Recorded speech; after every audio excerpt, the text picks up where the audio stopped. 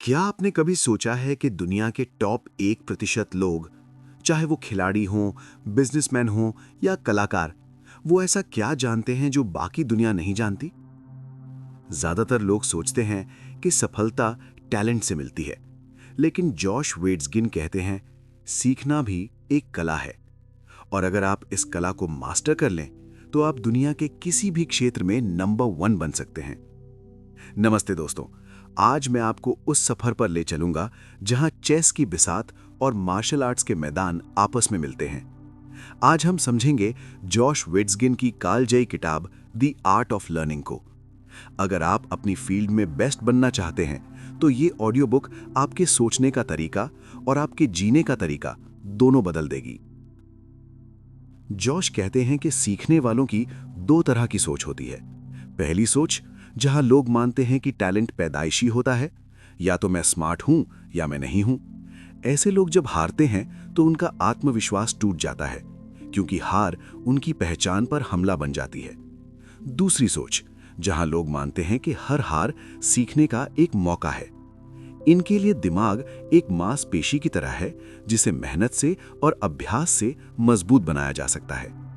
अगर आप मास्टर बनना चाहते हैं, तो आपको टैलेंट के भ्रम को छोड़कर प्रोसेस से प्यार करना होगा। जॉश का सबसे क्रांतिकारी आइडिया है इन्वेस्टमेंट इन लॉस। इसका मतलब है जानबूझकर खुद को ऐसी स्थिति में डालना जहां आप हारें। जब जॉश चेस सीख रहे थे, तो वो जानबूझकर अपने से कई गुना बेहतर खिलाड़ियों से खेलते थे और हारते थे, ताकि वो अपनी कमियों को देख सकें।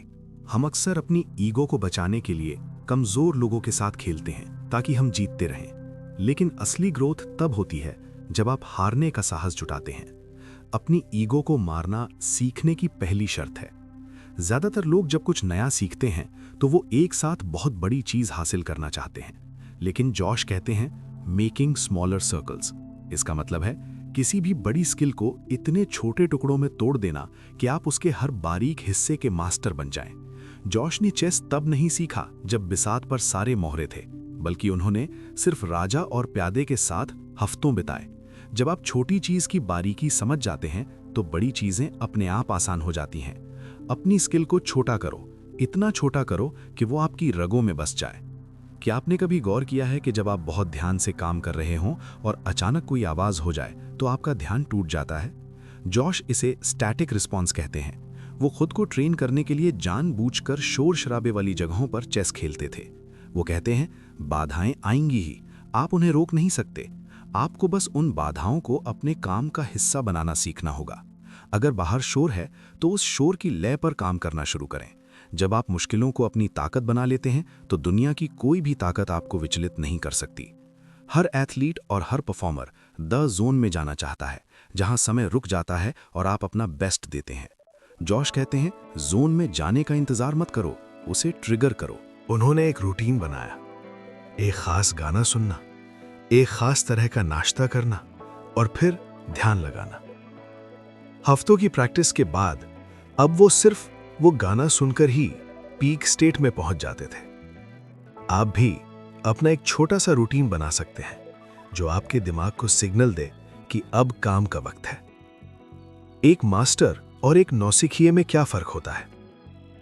जोश कहते हैं एक नौसिखिया हजारों अलग अलग चीजों के बारे में सोचता है, लेकिन एक मास्टर हजारों चीजों को एक ही इंप्रेशन में बदल देता है। इसे कहते हैं चंकिंग। जब आप किसी चीज का इतना अभ्यास करते हैं कि वो आपके अवचेतन मन का हिस्सा बन जाए, तो आपका दिमाग सोचना बंद कर देता है और आपका अंतर्ज्ञान काम करने लगता है। चेस में जोश को चालें सोचनी नहीं पड़ती थी, उन्हें चालें महसूस होती थी। मास्टर बनने का मतलब है तकनीक को भूलकर रूह से काम करना। जोश के जीवन में एक मोड़ आया जब उनके दाएं हाथ में गंभीर चोट लग गई। वो ताइची की प्रैक्टिस नहीं कर पा रहे थे। ज्यादातर लोग यहां हार मान लेते, लेकिन जोश ने अपने बाएं हाथ से प्रैक्टिस करना शुरू किया। उन्होंने अपनी कमजोरी को एक लैब बना लिया। नतीजा, जब उनका दायां हाथ ठीक हुआ, तो वो पहले से कहीं ज्यादा खतरनाक फाइटर बन चुके थे, क्योंकि अब उनके दोनों हाथ मास्टर थे। आपकी जिंदगी में आने वाली रुकावटें आपको रोकने के लिए नहीं आती, वो आपको एक नया रास्ता दिखाने आती हैं। अपनी कमजोरी को गले लगाओ, वही आपकी सबसे बड़ी ताकत बनेगी। द आर्ट ऑफ लर्निंग हमें सिखाती है कि जीतना कोई मंजिल नहीं है, बल्कि सीखना एक कभी ना खत्म होने वाला सफर है। ये किताब हमें याद दिलाती है कि हम सब के अंदर एक चैंपियन छपा है, बस उसे सही प्रोसेस की जरूरत है। चाहे आप चेस खेलें, बिजनेस करें या कोडिंग, सीखने के सिद्धांत हमेशा वही रहते हैं। तो क्या आप तैयार हैं अपने स्मॉलर सर्कल्स बनाने के लिए? क्या आप तैयार हैं अपनी हार में निवेश करने के लिए?